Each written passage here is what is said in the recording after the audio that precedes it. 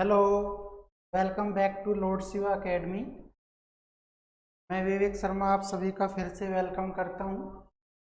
और इसके साथ साथ जो टेक्निकल इशू था उसके लिए हम सॉरी बोलते हैं आपको, है ना। कई बार बेटा हो जाता है ऐसे। आप जल्दी से एक बार फिर से लाइव हो जाइए, है ना। इसी बात को कंटिन्यू करते हैं, है ना। एक बार अपनी अटेंडेंस बता दीजिए, कौन कौन जुड़ चुके हैं। कमेंट बॉक्स में लिख दीजिए। स्टार्ट कर रहे हैं बेटा, जल्दी से करो। शाबाश, वेरी गुड। अंकुर यादव, यस सर। ठीक है अंकुर, आपका वेलकम है चैनल पर। चलिए देखिए, स्टार्ट करते हैं। अभी हमने बात की थी किसकी? कॉन्वेक्स मिरर की। अंकित यादव, ठीक है। अंकित आ चुके हैं लाइव, वेरी गुड। अभी हमने यूजेस की बात की कि कॉन्वेक्स मिरर हमने कहाँ कहाँ पर यूज किया है। तो मैं बता रहा था आपका कि जो गाड़ी के साइड मिरर होते हैं ना, उन साइड मिरर में पीछे की इमेज देखने के लिए हम किसका यूज करते हैं? आप कह सकते हैं साइड मिरर या wing mirror of the vehicle. तो क्या नाम है? आप कहेंगे कॉन्वेक्स मिरर। इसी तरह से जो शॉप होती है, और शॉप के अंदर जो हम सीसीटीवी कैमरा लगाते हैं ताकि हर एक कस्टमर की हम एक्टिविटी पर नज़र रख सकें, तो वो सारे सीसीटीवी कैमरा के अंदर जो हम थीप पकड़ना हो तो उन थीप को पकड़ने के लिए भी क्या है, कैमरे लगाते हैं। तो उन कैमरा में क्या होगा? कॉन्वेक्स मिरर ही होगा।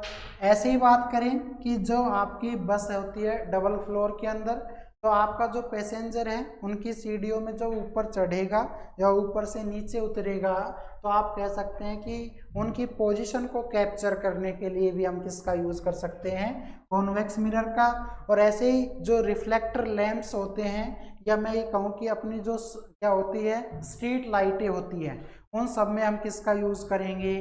कॉन्वेक्स मिरर का। ध्यान रखिएगा, कॉन्वेक्स मिरर हमेशा लाइट को स्प्रेड करता है, फैलाता है। और जब लाइट आपकी स्प्रेड होगी तो हम ये कहेंगे कि जो इमेजेस बनेगी वो वर्चुअल बनेगी।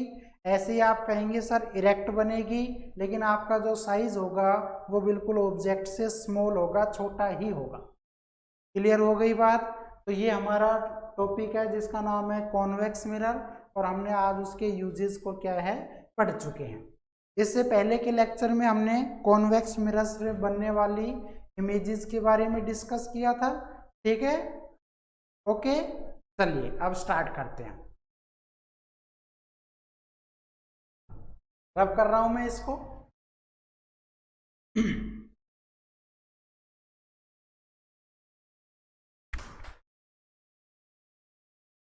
आगे देखिए,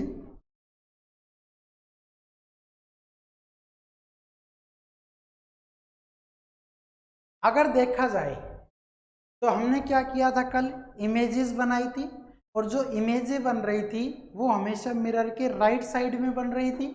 जबकि हमने ऑब्जेक्ट को प्लेस कहाँ पर किया था? फ्रंट ऑफ द मिरर, या आप रिफ्लेक्टिंग सरफेस भी बोल सकते हैं। तो अगर ऐसा हुआ है तो आप कह सकते हैं कि साइन कॉन्वेंशन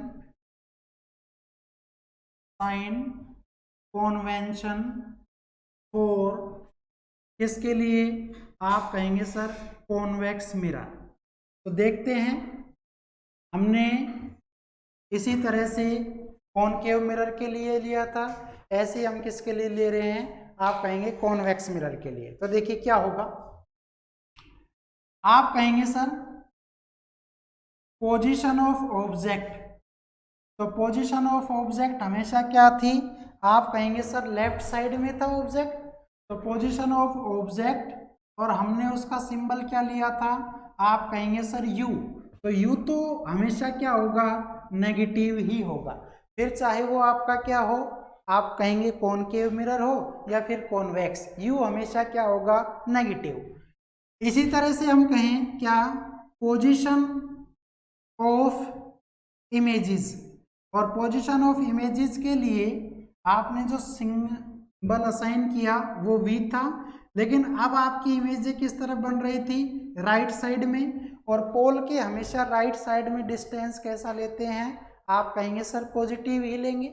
ऐसे मैं कहूँ क्या, आप कहेंगे रेडियस ऑफ कर्वेचर, और रेडियस ऑफ कर्वेचर के लिए आपने जो साइन असाइन किया था, इसका सिंबल आर था, तो वो भी क्या हो जाएगा, आप कहेंगे सर पॉजिटिव। और फोकल लेंथ क्या होगी, आप कहेंगे सर जो फोकल लेंथ होगी वो आपका एफ स्मॉल, और उसका सिंबल भी क्या होगा, आप कहेंगे सर पॉजिटिव ही होगा। ध्यान रखिएगा, कॉनकेव मिरर में सभी डिस्टेंसेस नेगेटिव थी, लेकिन कॉन्वेक्स मिरर में क्या हो रहा है, केवल पोजीशन ऑफ ऑब्जेक्ट तो क्या है नेगेटिव, और रिमेनिंग जो भी आपकी सिचुएशन है उनमें हम केस क्या लेंगे, आप कहेंगे सर पॉजिटिव लेंगे। तो ये मेन डिफरेंस है कॉनकेव और कॉन्वेक्स मिरर के अंदर। इसी के साथ हमारा जो टॉपिक था रिफ्लेक्शन, वो हमारा क्या हुआ, कंप्लीट हो गया है। अब हम बात करेंगे किसकी, आप कहेंगे सर रिफ्रैक्शन की। अब लाइट का नया टॉपिक स्टार्ट हो रहा है जिसका नाम है रिफ्रैक्शन। देखिए हटा रहे हैं हम इसको।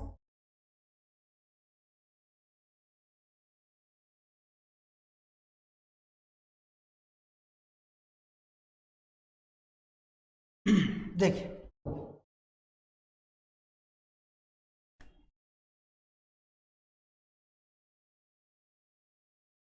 Refraction of light, refraction of light, ठीक है जी। यहां पर जो हमने वर्ड लिखा है रिफ्रैक्शन,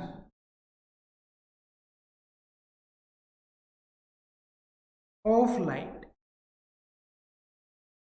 समझिएगा इसका मीनिंग।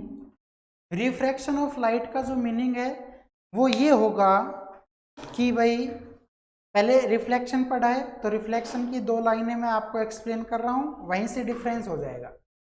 भाई जब लाइट आपकी मिरर के रिफ्लेक्टिंग सरफेस से टकराई थी तो वो सेम मीडियम में वापस लौट गई थी। यहां पर क्या होगा कि मीडियम एक से बढ़कर कितने होंगे, दो होंगे, और जब मीडियम आपके दो हो जाएंगे तो लाइट कभी भी टकराकर सेम मीडियम में नहीं लौटेगी, अगले मीडियम में आएगी। लेकिन अगले मीडियम में जब वो आएगी तो बिल्कुल स्ट्रेट जाने की बजाय वो अपने वे से या अपने पाथ से क्या हो जाएगी, डाइवर्ट हो जाएगी। तो जो डाइवर्ट होना, उस डाइवर्ट का मीनिंग ही क्या होता है, आप कहेंगे सर रिफ्रैक्शन होता है। डाइवर्ट होना मतलब विचलित हो जाना, मुड़ जाना, है ना, उसको हम क्या बोलते हैं, रिफ्रैक्शन बोलते हैं। सपोज कीजिए, देखिए कैसे, आप कहेंगे when light passes from one medium to another, then it will deflected, is called, इसी को क्या बोलते हैं आप कहेंगे सर रिफ्रैक्शन ऑफ लाइट। इसी को हम क्या बोलेंगे, रिफ्रैक्शन ऑफ लाइट बोलेंगे। क्लियर हुई बात। मैं फिर से कह रहा हूं कि भाई जब लाइट एक मीडियम से दूसरे मीडियम में जाती है तो वो अपने वे से डाइवर्ट हो जाती है, डिफ्लेक्ट हो जाती है, उसी को ही फिनोमिना को हम क्या बोलते हैं, रिफ्रैक्शन ऑफ लाइट बोलते हैं। इसका मतलब ये हुआ कि ये जो यहाँ पे वन मीडियम है वो आपका कुछ भी हो सकता है, और यहाँ पे जो अनदर मीडियम है वो आपका डिफरेंट होगा। तो हम यहाँ पर अगर एयर है, सपोज कर रहे हैं कि एक मीडियम को हम एयर मान रहे हैं, तो दूसरा मीडियम आपका एयर नहीं होगा, वो वाटर भी हो सकता है, वो आपका गिलास भी हो सकता है। तो हमने एक टेबल बनाई थी, स्टार्टिंग के वीडियो के लेक्चर में देखा होगा कि हमने एक टेबल बनाई थी कि जो आपकी स्पीड ऑफ लाइट है वो हर मीडियम में क्या है, अलग अलग है ना। तो हम यहाँ पर यही कह रहे हैं कि वो एक मीडियम से जब दूसरे मीडियम में गई तो आपका वहाँ पर क्या हुआ, वो अपने वे से क्या हो गई, दूर हट गई। अब कौन आपका पास आएगा, कौन किसके दूर जाएगा, इसको हम डायग्राम से समझते हैं। देखिएगा,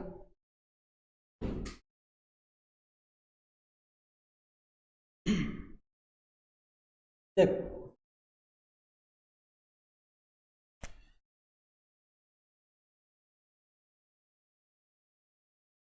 इसको हम बोलते हैं क्या, आप कहेंगे सर रिफ्रैक्टिंग सरफेस। क्या ये refracting surface. Nikhil Yadav hi sir, भाई शाबाश। वो थोड़ा डाइवर्ट आपका ध्यान हो गया था नेट की वजह से, लेकिन आप जल्दी से जुड़ जाइए, अभी भी क्लास बाकी है ना। देखिए यहां से हमने क्या ड्रा किया, आप कहेंगे सर इसको हम बोलते हैं नॉर्मल। ये क्या है आपका नॉर्मल। ऐसे मैं कहूँ आपका कि यहाँ पर एक मीडियम ले लेते हैं, कंसीडर कर रहे हैं ये मीडियम कौन सा है, एयर। तो एयर है तो आपकी यहाँ से कोई लाइट आई, ये आ गई। जब लाइट आपकी आएगी तो हम इसको क्या बोल रहे थे, रिफ्लेक्शन में पढ़ा होगा, और हमने इसको कहा था इंसिडेंट रे। क्या कहा था, इंसिडेंट रे।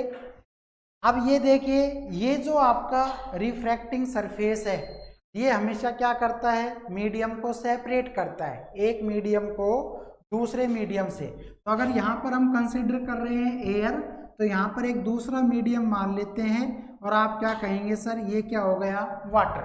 तो वाटर है तो भाई उसके क्या होंगे, पार्टिकल या मॉलिक्यूल्स भी होंगे, तो ये वाटर मीडियम हो गया। ठीक है, ये आपका क्या हो गया, वाटर मीडियम। जैसे आपकी लाइट यहाँ पर आएगी तो मैं कह रहा हूं कि एयर है और यहाँ पे वाटर है, तो पहले आपको समझना होगा कि एयर यहाँ पे किसकी तरह काम कर रहा है, आप कहेंगे sir act as rare medium, और वाटर यहाँ पर किसकी तरह एक्ट करेगा, आप कहेंगे सर वाटर यहाँ पर काम करेगा डेंसर मीडियम की तरह। तो अगर मैं आपसे ये कहूँ कि भाई दोनों मीडियम में किसके पार्टिकल पास पास हैं, तो आपका आंसर होगा सर वाटर। तो यहाँ पे जो वर्ड आया ना डेंस, तो डेंस का मतलब यहीं से निकला है डेंसिटी। तो मैं आपसे ये कहूँ कि भाई डेंसिटी किसकी आई है, आप कहेंगे सर वाटर की, किसके कंपैरिजन में, एयर।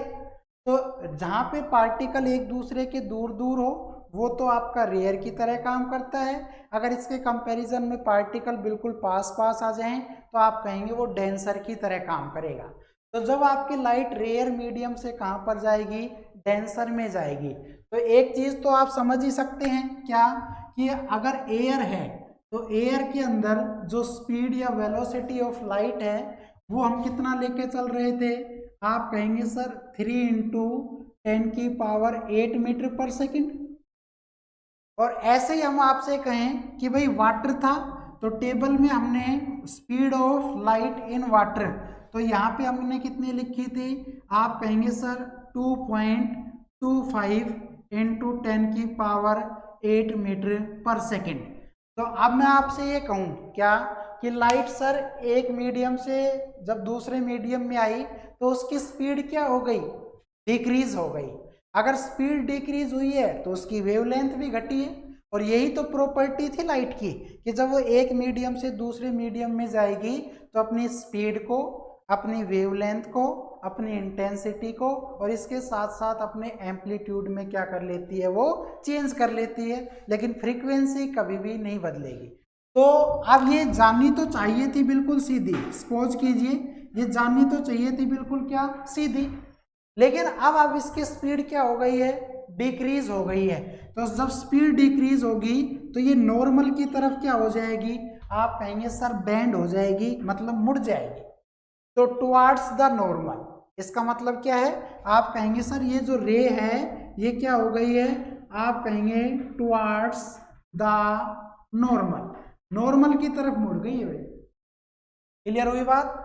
तो जैसे ये नॉर्मल की तरफ मुड़ी, तो एक बात देखो, ये आपका जो एंगल है ये एंगल कौन सा है, आई, और आई को हम क्या बोल रहे थे, आप कहेंगे सर एंगल ऑफ इंसिडेंस। तो यहाँ पे क्या लिख सकते हैं, इंसिडेंस एंगल।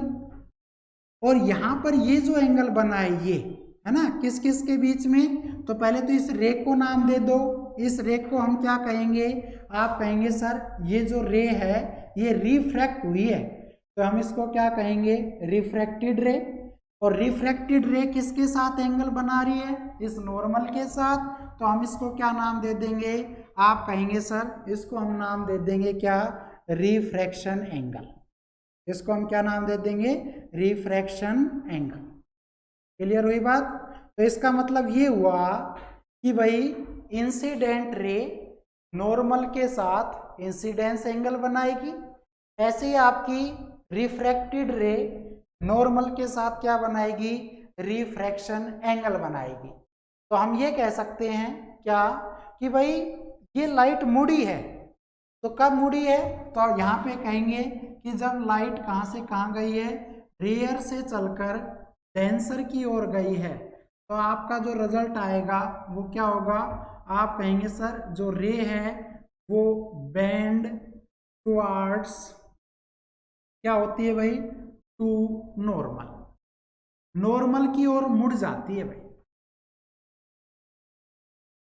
अगर ऐसी ही बात थी तो हम इसको उल्टा भी ले सकते थे, यानी कि स्टार्ट वाला मीडियम डेंसर कर देते और बाद वाला मीडियम क्या कर देते, आप कहेंगे रेयर। तो जो आपकी रेज है वो क्या होती भाई, इस नॉर्मल से दूर हट जाती, इस नॉर्मल से क्या होती, दूर हट जाती।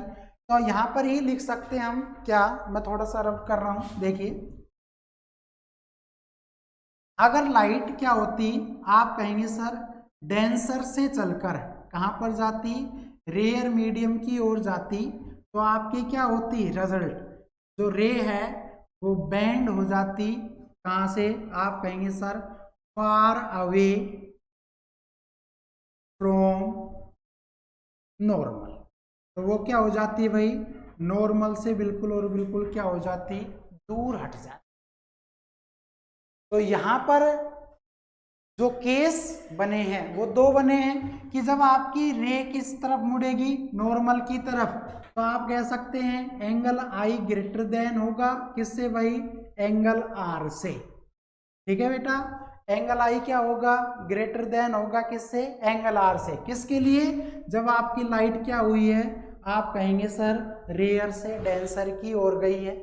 लेकिन इसका अपोजिट कर देते क्या, डेंसर से रेयर की तरफ, तो आप कहते सर एंगल आई की वैल्यू स्मॉल होगी किससे भाई, आप कहेंगे सर एंगल आर से।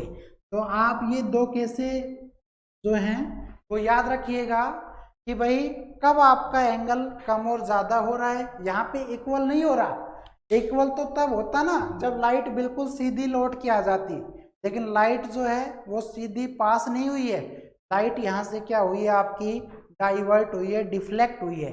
तो डिफ्लेक्ट हुई है या तो वो नॉर्मल की ओर मोड़ी है या वो नॉर्मल से फार अवे दूर हटी है, तो उस केस में कोई ना कोई एक एंगल कम या ज्यादा होगा।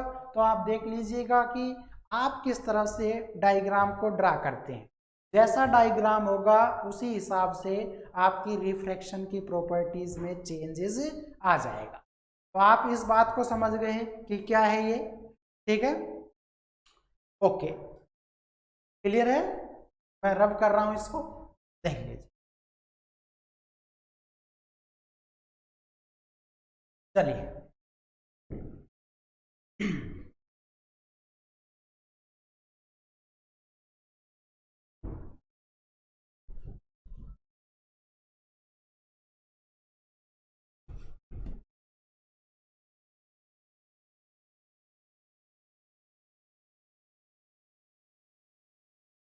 अब देखिए, अब हम पढ़ते हैं लॉ ऑफ रिफ्लेक्शन।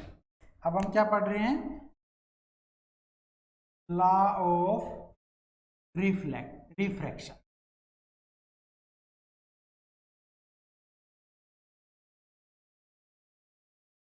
पहला जो लॉ था किसका, रिफ्लेक्शन का, वो बिल्कुल एज इट इज होगा किसके, रिफ्रैक्शन के लिए। आप कहेंगे क्या, इंसिडेंट रे, दूसरा नॉर्मल एंड रिफ्रैक्टेड रे।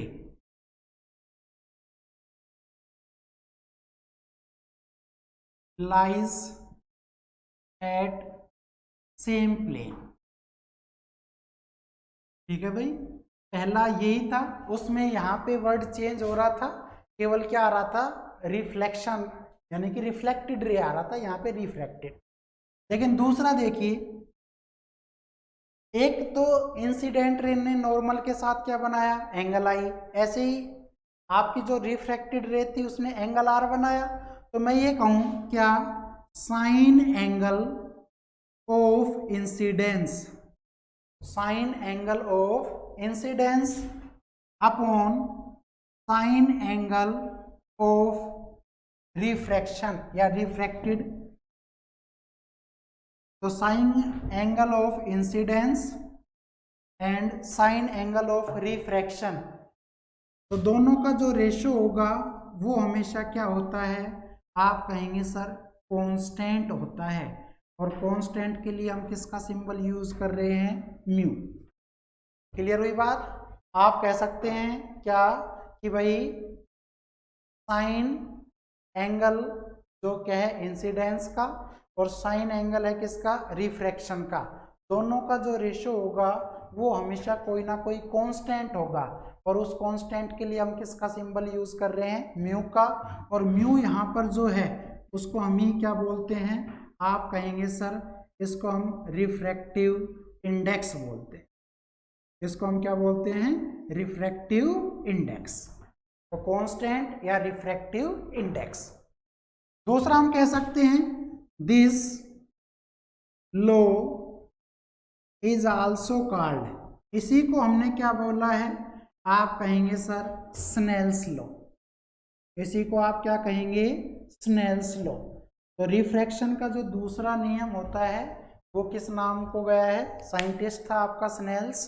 तो उसने ये कहा है कि चाहे इंसिडेंस एंगल का साइन ले लो या आपका रिफ्रैक्शन का ले लो, और उनका जो रेशियो निकल के आएगा वो एक कांस्टेंट वैल्यू निकल के आएगी, लेकिन उसके साथ कोई नहीं होगा। तो यहाँ पे हम कह सकते हैं कि रिफ्रैक्टिव इंडेक्स की कोई मेजरमेंट यूनिट नहीं होगी, केवल ये एक नंबर को शो करेगा, एक न्यूमेरिकल वैल्यू होगी 1 2 3 4, या ये पॉइंटों में भी हो सकता है। तो आप यहाँ पे केवल यही समझिए कि जिस तरह से आपके एंगल ऑफ क्या है, या मैं कहूँ कि लॉ ऑफ रिफ्लेक्शन थे, सेम ऐसे ही क्या है, लॉ ऑफ रिफ्रैक्शन है।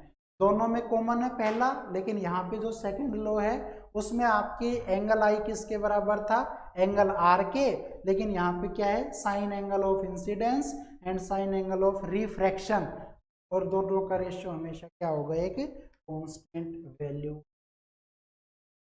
ठीक है सर, आपकी क्लास है।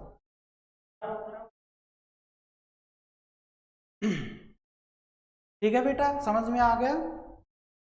तो आज हमने केवल और केवल क्या पढ़ा है, एक तो नॉर्मल डेफिनेशन पढ़ी है रिफ्रैक्शन की, दूसरा हमने क्या पढ़ा है, आप कहेंगे सर लॉ ऑफ रिफ्रैक्शन, और तीसरी जो बातें हम पढ़ेंगे उसमें हम इसके एग्जाम्पल देखेंगे, एग्जाम्पल के साथ साथ हम आगे लेंस की बात करेंगे। ठीक है, तो मिलते हैं नेक्स्ट वीडियो में, है ना। तब तक आप अपनी पढ़ाई जारी रखिए, और आप हमारे चैनल को ज़्यादा से ज़्यादा सब्सक्राइब कर सकते हैं। लॉर्ड शिवा एकेडमी रेवाड़ी के नाम से चैनल है यूट्यूब पर, आपको न्यू वीडियो और अपडेट हर सब्जेक्ट के लिए मिल जाएंगे। तब तक के लिए best of luck and thank you.